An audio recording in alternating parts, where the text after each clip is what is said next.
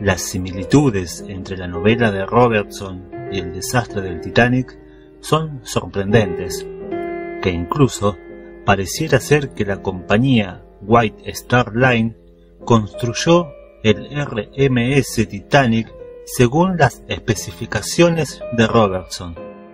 El Titán fue descrito como el mayor navío a flote realizado por el hombre, igual que un hotel de primera clase, y por supuesto insumergible. Lo escalofriante de todo el asunto es que fue escrita 14 años antes del viaje del Titanic y coincide en un 98% de las circunstancias con el acontecimiento real. ¿Cómo es posible tal cantidad de coincidencias? Por ejemplo, los nombres de los barcos, las causas lejanas, psicológicas y culturales del drama.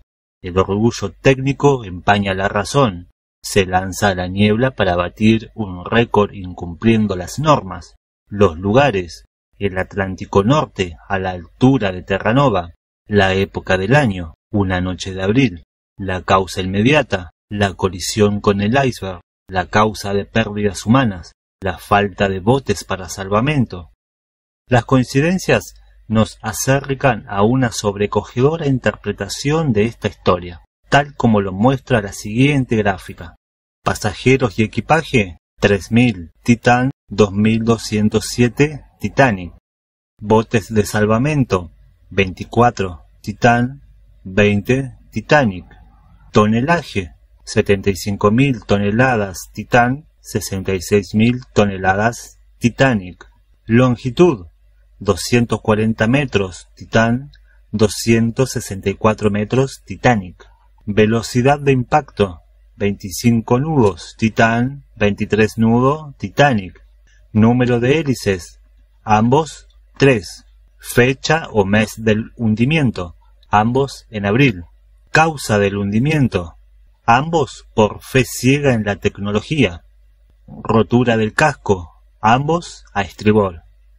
Robertson declaró durante toda su vida que su inspiración venía de un colaborador astral, para utilizar sus propias palabras, es decir, de un espíritu que le guiaba e inspiraba sus trabajos literarios. Esta es la única respuesta que daba para explicar estas coincidencias extraordinarias entre la ficción y la realidad. A pesar de la reedición de su obra, no recoge los frutos de su sorprendente premonición después del naufragio del Titanic, ya que los lectores prefieren conocer los detalles sensacionales de la investigación en vez de la ficción, aunque esté marcada por un extraño sello. Capítulo 1. Era el barco más grande del mundo que surcara los mares y la más fabulosa máquina creada por el hombre. En su construcción y mantenimiento habían intervenido todas las ciencias, profesiones y oficios conocidos.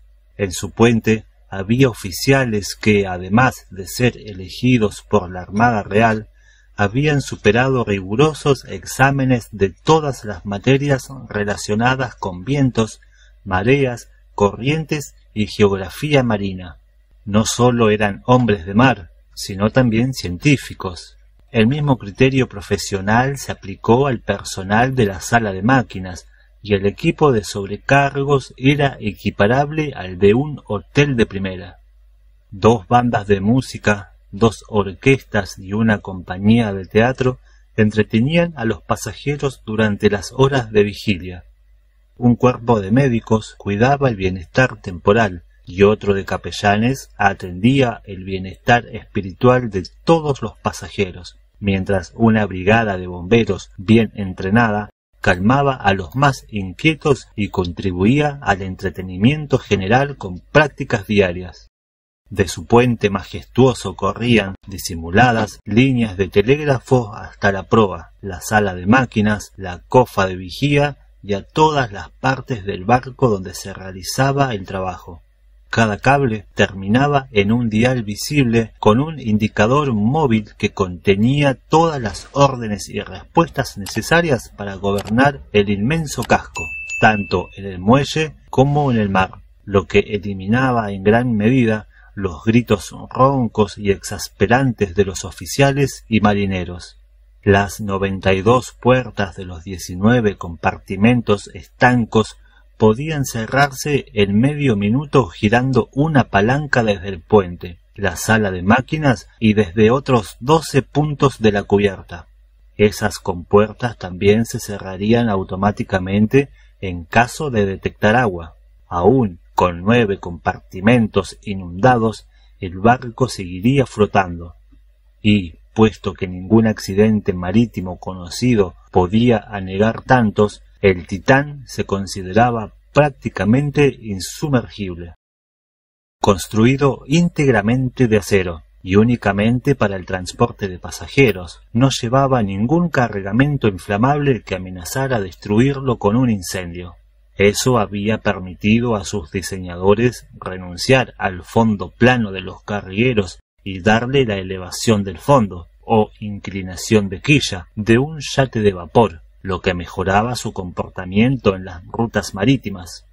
Tenía una longitud de 245 metros, un desplazamiento de 70.000 toneladas y una potencia de 75.000 caballos, y en su viaje de prueba había navegado a una velocidad media de 25 nudos por hora, en medio de fuertes vientos, mareas y corrientes. Resumiendo, era una ciudad flotante que contenía entre sus paredes de acero todo lo que tiende a minimizar los peligros e incomodidades de una travesía atlántica y hace la vida agradable. Insumergible e indestructible, el Titán llevaba el mínimo número de botes exigidos por la ley. Estos, en un total de 24, estaban bien cubiertos y amarrados a sus pescantes en la cubierta superior, y, en caso de ser lanzados, podían transportar a 500 personas. El Titán no llevaba pesados e inútiles botes salvavidas, pero puesto que la ley así lo exigía, cada una de las 300 literas de los camarotes de los pasajeros, oficiales y tripulantes contenía un chaleco de corcho y había unas 20 boyas salvavidas repartidas a lo largo de la barandilla. En vista de su absoluta superioridad sobre el resto de embarcaciones, la compañía naviera anunció que se aplicaría una regla de navegación en la que creían firmemente varios capitanes, aunque todavía no la siguieran abiertamente. El barco avanzaría a toda máquina en medio de nieblas, tormentas o de un sol radiante, siguiendo la ruta septentrional, en invierno y en verano, por las siguientes y buenas razones. Primero, porque de ser embestido por otra embarcación, la fuerza del impacto se distribuiría sobre un área mayor si el Titán avanzara a toda máquina, siendo el otro barco el que se llevaría la peor parte.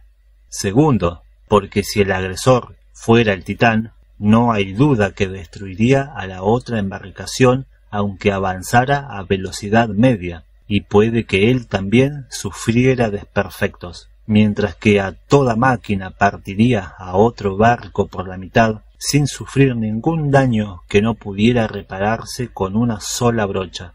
En uno u otro caso, y como mal menor, era preferible que sufriera el casco más pequeño.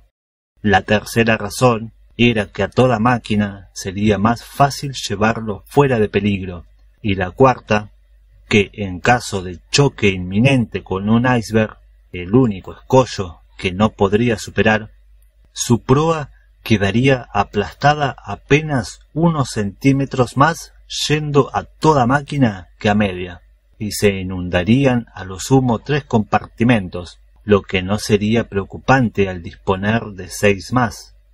Así pues, se confiaba en que, una vez hubiera calentado motores, el Titán desembarcaría a sus pasajeros a 5.000 kilómetros con la prontitud y regularidad de un tren.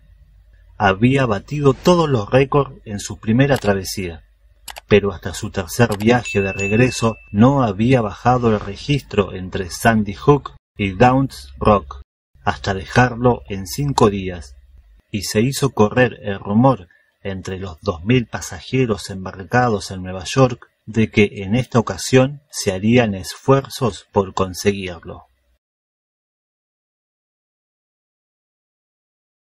Capítulo 2. 8 remolcadoras arrastraron la gran mole hasta la corriente, con su morro apuntando hacia el río. El piloto dijo unas palabras en el puente, el primer oficial dio un breve toque de silbato y giró una palanca. Las remolcadoras se pusieron en fila y se retiraron. En las entrañas del barco se encendieron 3 motores pequeños y se aumentó la potencia de 3 grandes. 3 hélices empezaron a girar, y el mastodonte, vibrando con un temblor que recorrió su gigantesco armazón, comenzó a moverse lentamente hacia el mar.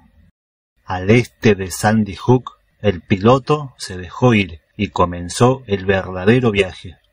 15 metros por debajo de cubierta, en un infierno de ruido, calor, luz y sombra, los paleros cargaban el combustible desde las carboneras al horno, donde fogoneros medio desnudos, con rostros que parecían los de demonios atormentados, lo arrojaban a las 80 bocas ardientes de las calderas. En la sala de máquinas, los engrasadores entraban y salían del mare magnum de acero que caía vertiginosamente, brillando y retorciéndose, cargados de latas de aceite y desechos, y supervisados por el atento personal de servicio que escuchaba con gesto tenso en busca de alguna nota disonante en el confuso revoltijo de sonidos. Un chasquido de acero fuera de tono, por ejemplo, señal de una llave o tuerca demasiado floja. En cubierta, los marineros izaban las velas triangulares de los 2 mástiles para aumentar más aún la propulsión del veloz gigante, y los pasajeros se dispersaron a gusto de cada cual. Unos se sentaron, bien abrigados, porque aunque era abril, el aire marino era frío. Otros recorrían la cubierta para estirar las piernas. Otros escuchaban tocar la orquesta en el salón de música, o leían o escribían en la biblioteca, y unos pocos se fueron a sus camarotes, mareados por el leve balanceo del barco. Las cubiertas estaban despejadas y los relojes sincronizados a mediodía. Y entonces comenzó la inacabable labor de limpieza a la que los marineros de un barco de vapor dedican gran parte de su tiempo. Encabezada por un contramaestre, una cuadrilla acudió a popa de estribor y, pertrechada de cubos y brochas, se distribuyó a lo largo de la barandilla.